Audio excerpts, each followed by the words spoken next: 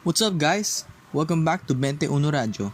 So, for this segment of Spill the Thesis, we have an intriguing story for you.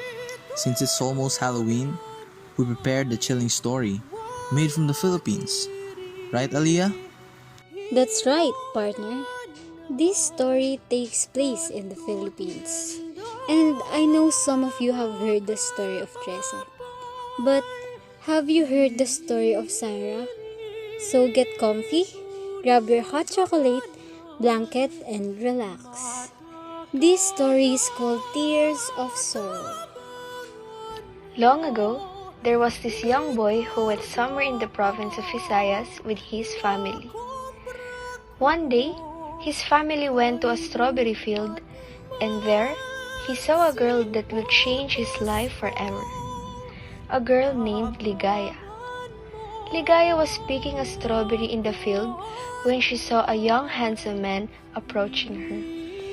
Her heart starts beating fast as she stared straight into his eyes, admiring how tall and handsome he is. She came back to her senses when the man stopped in front of her and said, Hi, I'm Ethan, and you are? the lad said as he stretches out his hand, offering a handshake. Ligaya didn't know what to do, but she manages to introduce herself and put a bright smile on her face. Ligaya. She said, as she accepted his hand, and that is the start of their love story. In a couple of years, the two fell in love with each other and decided to reside in Manila. The couple has a great life in Manila with two kids, Syra, the oldest, who is already 3 years old, and Aiden, the youngest, who is 1 year old. Everything was going well until something tragic happened to them.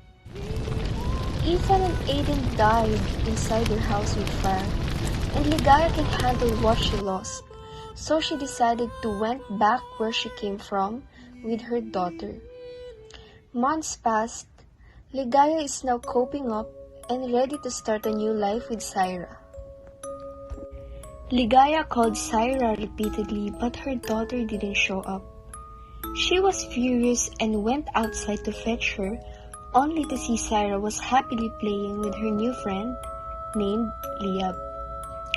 Syra met Liab a few days after they arrived at their house and make friends with him because Liab is a good child, and Ligaya trusts Liab with her daughter to the point that they are allowed to go anywhere as long as they know where they're going. But one night, while raining heavily, Syra and Liab were in the middle of the woods and they don't know the way to their home. They walk and walk until they found a tree house and stayed there for a while. Morning came. The two children are nowhere to be found. Ligaya was upset and starts to worry about her child. She sat by the window and stares outside, hoping to see her child. Few days passed. A man came into her house and said that they saw her daughter. She was very happy and ran towards the door only to see her daughter's dead body. Syra was drowned to death because of the flood, and some people found her body floating on the river. The news didn't sink in on Ligaya's mind, and she can't accept the fact that her family is already gone.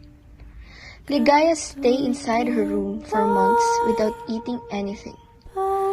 Liab went to her house and visited her.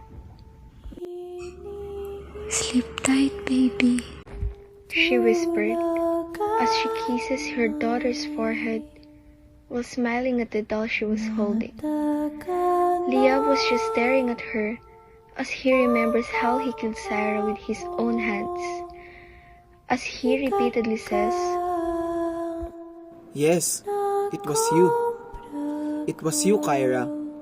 You are the reason why I did get a chance to live happily, and now I want you to feel my suffering and pain. anger was evident in his eyes. Ligaya glanced at him and uttered a word. Aiden? the woman said calmly as he reaches out to cup his face.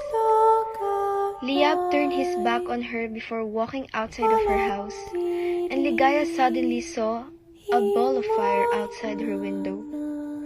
A smile formed on her lips, thinking that it was just a bright light near her. But she didn't know that it was Aiden, Liab, her son.